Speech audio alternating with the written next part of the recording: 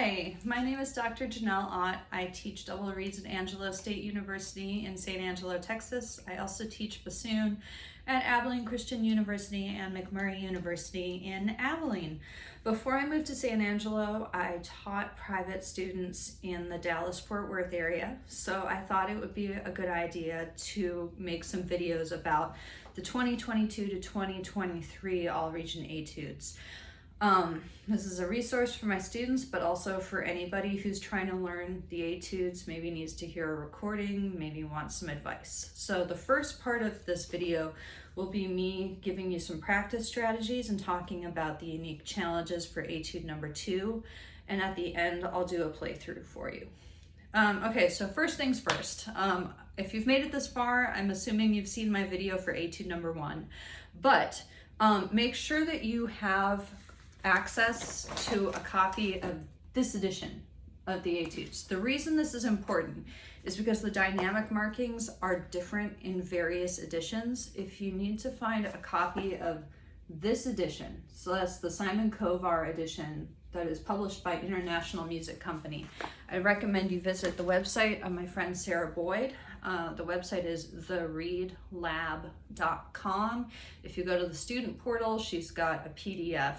I recommend you buy your own copy of the music, but you can use her PDF as a reference. Okay, so moving on, Etude number 2. So Etude number 2 is usually a lyrical etude, and that means we work on it differently from the technical etudes. We have to think about different things. The technical etudes, a lot of how you learn them is just based on making sure that you can play the right notes at a tempo, ideally the recommended tempo, and getting it fast enough and making sure the notes are really stable. That's most of what you have to think about. The lyrical etudes often are not difficult to play at the tempo that's written. And in fact, I don't recommend that you try to play these under tempo unless you really need to spend some time figuring out how to get through the technical sections. With slower etudes, they're harder to work on because it's not just about notes being fast enough. It's about your tone quality, it's about your musicianship, your lyricism, and also I have found that making a slow etude sound good is what happens if you play it a whole bunch of times over an extended period of time. It's really hard to pick up a slow etude and just make it sound good. The more time you spend just playing it through, the better it's going to be. It's not really something I can program into your playing, but we're going to talk about the technical aspects of this piece and then we'll play it. There's a cut. I'm going to play what I believe to be the correct cut. It's not unusual for my students and band directors to misnumber their measures. So if your cut does not sound like mine, double check your edition and make sure the measures are numbered correctly. All right, so as mentioned in my first video, one of the problems you run into with this book is there's always a lot of tenor clef. I've included a video for how to learn tenor clef in the description for this video. My recommendation is that you do not procrastinate, you do not try to put it off. Tenor clef is going to keep coming back to you in your life, so just put in some work now, and I promise the next time you have to play tenor clef, it will not be as bad as this time. Okay, other things. As in Etude number 1, you will sometimes need to use an alternate F sharp fingering in this etude. The first time I see it is in measure 3, and the second time I see it is in measure 7, and that's it, those 2 times. But what you need to do is instead of your regular F sharp fingering, which is 1, 2, 3, whisper key, 1, 2, 3, F sharp key behind, below the pancake key. Instead of that, you're going to have no thumb, and your thumb goes on the most awkward pinky, this one right here, not the F key, the one above the F key. Make sure that you are half holing enough if it is the F sharp in the staff. If not, no half hole. And you may need to move your elbow out just a little bit to give you a little extra leverage, but I promise you can play it. The reason we need to use pinky F sharp is because you are slurring between F sharp and either A sharp or E flat, or both of them, which is what happens in measure 7. You need to find a way to play F sharp that doesn't use your thumb, because the notes before and after have the thumb in a very different place. The other things to know, remember that E sharp is the enharmonic equivalent of F natural. There is no half step between E and F, which means that your notes in your first measure are B natural, E sharp, which is played like F, F sharp, because the E sharp and the F are not the same. So B natural, E sharp, which is like F, F sharp, D. Other enharmonic equivalencies that you run into a lot, A sharp is the same note as B flat, D sharp is the same note as E flat, but do not train yourself to look at a D sharp and see an E flat, because that's going to be confusing to you if there's also an E in the measure.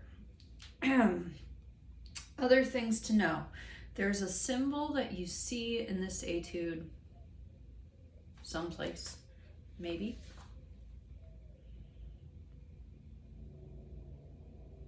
No double sharps in this section. That's refreshing. Oh, no, there is. Measure 9. If you look at measure 9, and I do recommend you have all your numbers, all your measures numbered. Measure 9, about halfway through, you have an F in the staff, and it's got this symbol in front of it that looks kind of like an X. There you go. That is a double sharp. So that is a note that is raised instead of just 1 half step like you do for a sharp, it's going to be raised 2 half steps. So an F double sharp. You raise it 1 half step and now it's an F sharp. You raise it 2 half steps and it's the equivalent of a G natural. So measure 9 should sound like this. One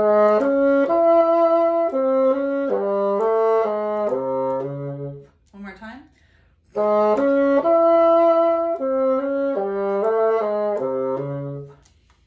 Okay, let's see what else I'm missing. Okay, other things to keep in mind. This is going to be a shorter video because a lot of it's just like hearing it and hearing how it's making sure all the notes are right. Vibrato, you need to be using vibrato on this etude.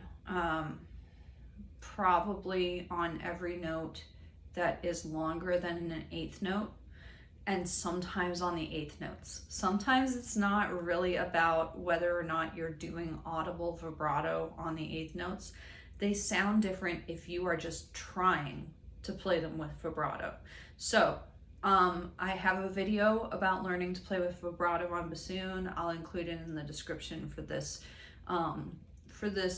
video. The short version is you do it with your air. You pulse your air, almost like you're panting. You don't do anything with your jaw. You don't do anything with your lips. And don't go too fast with the vibrato. If the vibrato is too fast, it feels really shaky. We don't want it to be shaky. So instead of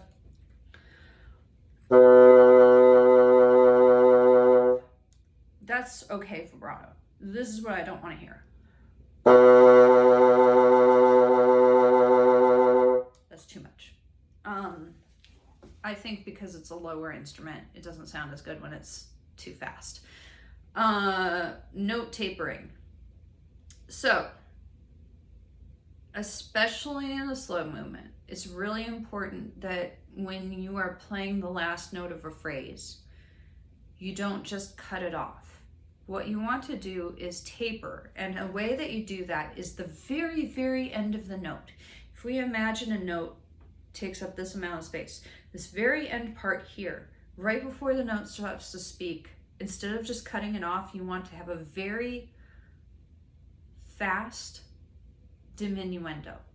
In other words, you want to control when the note stops speaking. You don't want it to just happen. So for example, I'll just do it on a B. So here's a B that I'm not going to taper. I'm just going to play it and then I'm going to stop playing it. Here's a B with a taper. The second one is what you want. In this piece especially, generally, you still want a taper. The last thing I have to say, so the metronome settings. In general, I think you can probably work on this one around the tempo that's written. I might start it at 60 instead of 68. If there are sections that you need to slow down, I like to put the sections I'm working on in brackets, like square brackets. And find whatever tempo you need, just write down the tempo that you've got, the tempo that you can play it at. And then over time, get that section closer to the tempo for the rest of the piece. I do recommend, so I'm going to play it for you today at quarter note equals 70. It's just right in the middle of the range. And I actually like this piece a little bit slower. I recommend you put it on pulse 6. So it'll sound like this.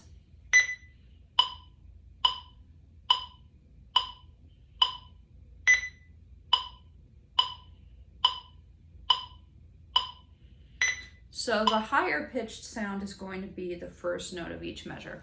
There are 2 reasons I recommend this setting. The first reason is because it's going to help you with your phrasing. The piece will make more sense to you if you play it this way. The second reason I recommend it is it's going to help you catch some counting errors. So if you look, for example, at measure 2, you have a half rested measure 2. If you have it with the metronome on a regular setting, you could hold that half rest for 2 beats like you're supposed to, or 3 beats, or 4 beats, or 1 beat, or 7 beats. And it would be really hard for you to catch. It's a lot easier to tell if you're counting too many rests or not enough rests if you have the metronome on this setting. And that's the setting I'm going to keep it on when I play it for you. Beyond that, there are some trills that I will talk with you about very briefly and some grace notes. So the grace notes that we have in measure 10, I like those to go right on the te of 2, like the second half of beat 2. So like this.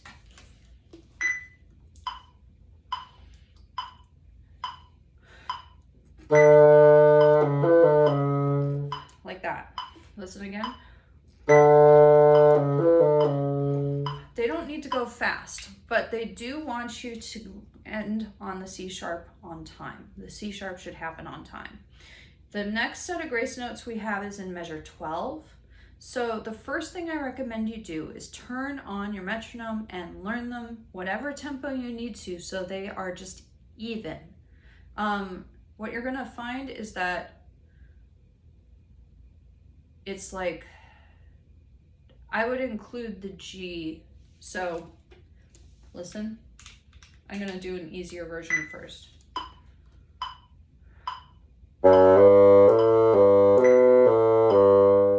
Then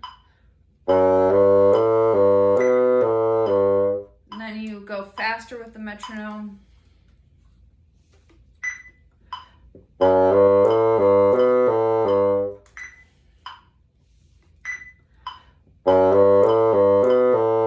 Until you get to the point where those notes aren't scaring you anymore.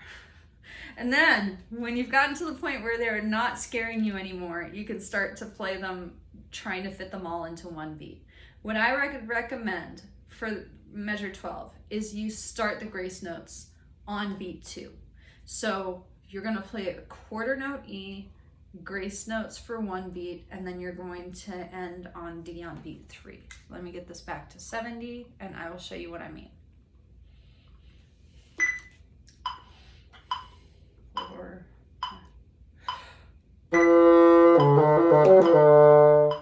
Again. Something like that. The important thing is that you have a plan. It does not need to be exactly my plan. This is just a starting plan for you. Okay, trills. We have a couple of them. So the first one that we have is in measure 15. All of the trills in these etudes are followed by what we call a Nachschlag. A Nachschlag is those two little grace notes at the very end of the trill. So the first thing I recommend you do when you're learning a piece with a trill is play it with no trill. Absolutely no trill, zero trill. So I'm going to play 15 and 16 for you. We're going to take off the thing right now.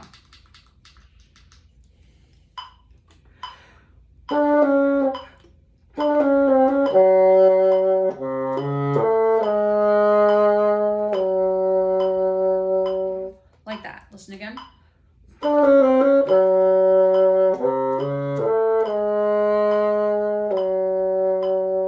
Because you need to know how long that note lasts. The trill is really just a decoration for that note. If you don't understand how it works musically, it's going to be really difficult for you to do it well. The next thing I do is I add the Nachschlag. So I'm not going to do the actual trill, but just before I go to the downbeat of measure 16, I'm going to throw in those two grace notes like this.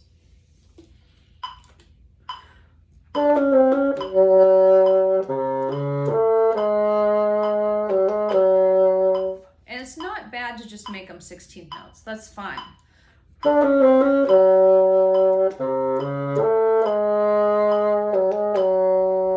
Because you want to really have a sense of when you get to that next note. Then you add the trill. Now, trills are hard on bassoon. They're harder on bassoon than they are on pretty much any other instrument, but just like many things, nobody cares that it's hard for us. We just have to make it sound easy. So the first trill is the hardest one. They said in the notes that they specifically want you to start the trill on the A, not the G sharp. The way that I do an A to G sharp trill is I trill with my right hand, third finger. Other things you can try. You can try your second finger. Sometimes on bassoons, using the A flat key will work. That's actually pretty good. I probably should do that.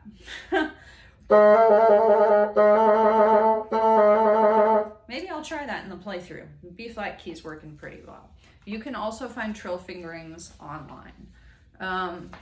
The other trills that we have, we've got one at the very end of the piece. So measure 40 is an F sharp trill. The F sharp trill isn't hard, but there's something that's a little tricky about it. So I feel like most people play F sharp, whisper key 1, 2, 3, 1, 2, 3, F sharp key. And a lot of times the pinky ends up on the F key.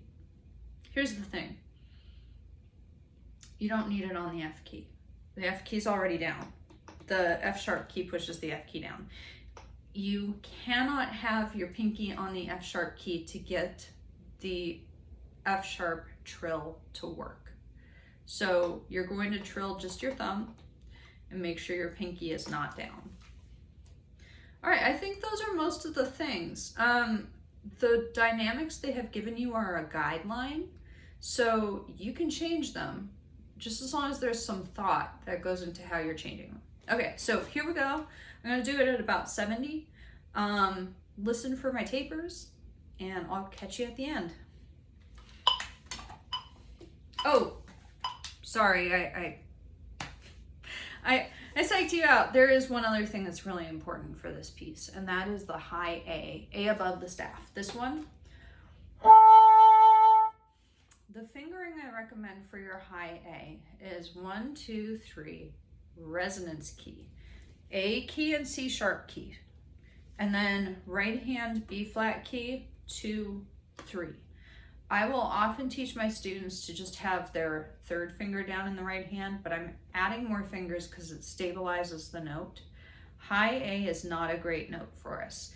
It is a note you're going to have to spend some time with to get it in tune. If it's out of tune, it's not going to sound good. So just be prepared. Spend some time playing that note. Practice going from, like, so for example, in measure 11, you play a C sharp, F sharp, A. I would have your tuner out and I would do it really slowly.